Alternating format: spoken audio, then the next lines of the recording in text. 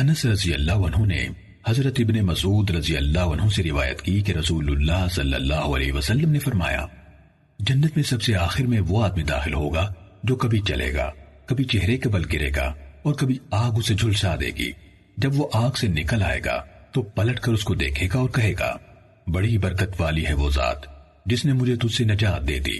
اللہ نے مجھے ایسی چیز عطا فرما دی جو اس نے اگلوں پچھلوں میں سے کسی کو عطا نہیں فرمائی۔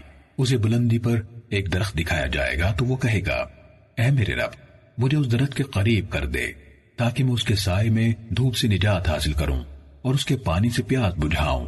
اس پر اللہ عز و جل فرمائے گا، اے ابن آدم، ہو سکتا ہے کہ میں تمہیں یہ درخت دے دوں تو تم مجھ سے اس کے سوا کچھ اور مانگو۔ وہ کہے گا، نہیں اے میرے رب، اور اللہ کے ساتھ عہد کرے گا کہ وہ اس سے اور کچھ نہ مانگے گا۔ اس کا پروردگار اس کے عذر کو قبول کر لے گا کیونکہ وہ ایسی دیکھ رہا ہوگا جس پر وہ صبر کر ہی نہیں سکتا۔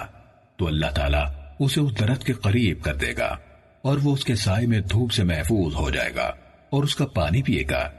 پھر اسے اوپر ایک اور درخت دکھایا جائے گا جو پہلے درخت سے زیادہ خوبصورت ہوگا تو وہ کہے گا، اے میرے رب، مجھے اس درخت کے قریب کر دے تاکہ میں اس کے پانی سے سیراب ہوں اور اس کے سائے میں آرام کروں۔ میں تجھ سے اس کے سوا کچھ نہیں مانگوں گا۔ اللہ تعالیٰ فرمائے گا، اے آدم کے بیٹے، کیا تم نے مجھ سے وعدہ نہ کیا تھا کہ تم مجھ سے کچھ اور نہیں مانگو گے؟ اور فرمائے گا، مجھے لگتا ہے اگر میں تمہیں اس کے قریب کر دوں تو تم مجھ سے کچھ اور بھی مانگو گے۔ وہ اللہ تعالیٰ سے وعدہ کرے گا کہ وہ اس کے علاوہ اور کچھ نہیں مانگے گا۔ اس کا رب تعالیٰ اس کا عذر قبول کر لے گا کیونکہ وہ ایسی چیز دیکھ رہا ہوگا جس کے سامنے اسے صبر نہیں ہو سکتا۔ اس پر اللہ اسے اس درخت کے قریب کر دے گا، وہ اس کے سائے کے نیچے آ جائے گا اور اس کے پانی سے پیاس بجھائے گا۔ اور پھر ایک درخت جنت کے دروازے کے پاس دکھایا جائے گا جو پہلے دونوں درختوں سے زیادہ خوبصورت ہوگا تو وہ عرض کرے گا، اے میرے رب، مجھے اس درخت کے قریب کر دے تاکہ میں اس کے سائے سے فائدہ اٹھاؤں اور اس کے پانی سے پیاس بجھاؤں۔ میں تم سے اور کچھ نہیں مانگوں گا۔ اللہ تعالیٰ فرمائے گا، اے آدم کے بیٹے، کیا تم نے میرے ساتھ وعدہ نہیں کیا تھا کہ اور کچھ نہیں مانگو گے؟ وہ کہے گا، کیوں نہیں میرے رب، وعدہ کیا تھا، بس یہی، اس کے علاوہ اور کچھ نہیں مانگوں گا۔ اس کا رب اس کا عذر قبول کر لے گا کیونکہ وہ ایسی چیز دیکھ رہا ہوگا جس پر وہ صبر کر ہی نہیں سکتا۔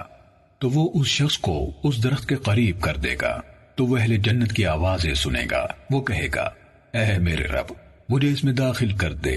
اللہ تعالیٰ فرمائے گا، اے آدم کے بیٹے، وہ کیا چیز ہے جو تجھے راضی کر کے ہمارے درمیان سوالات کا سلسلہ ختم کر دے؟ کیا تم اس سے راضی ہو جاؤ گے کہ میں تمہیں ساری دنیا اور اس کے برابر اور دے دوں؟ وہ کہے گا، اے میرے رب، کیا تو میری ہنسی اڑاتا ہے جبکہ تو سارے جہانوں کا رب ہے؟ اس پر ابن مسعود رضی اللہ عنہ ہنس پڑے اور کہا، کیا تم مجھ سے یہ نہیں پوچھو گے کہ میں کیوں ہنسا؟ سامعین نے پوچھا، آپ کیوں ہنسے؟ کہا، اسی طرح رسول اللہ صلی اللہ علیہ وسلم ہنسے تھے۔ تو صحابہ کرام رضوان اللہ علیہم اجمعین نے پوچھا تھا، اے اللہ کے رسول، آپ کیوں ہنس رہے ہیں؟ آپ صلی اللہ علیہ وسلم نے فرمایا، رب العالمین کے ہنس پڑنے پر جب اس نے کہا کہ تو سارے جہانوں کا رب ہے، میری ہنسی اڑاتا ہے، اللہ فرمائے گا، میں تیری ہنسی نہیں اڑاتا بلکہ میں جو چاہوں کر سکتا ہوں۔ صحیح مسلم حدیث نمبر 463۔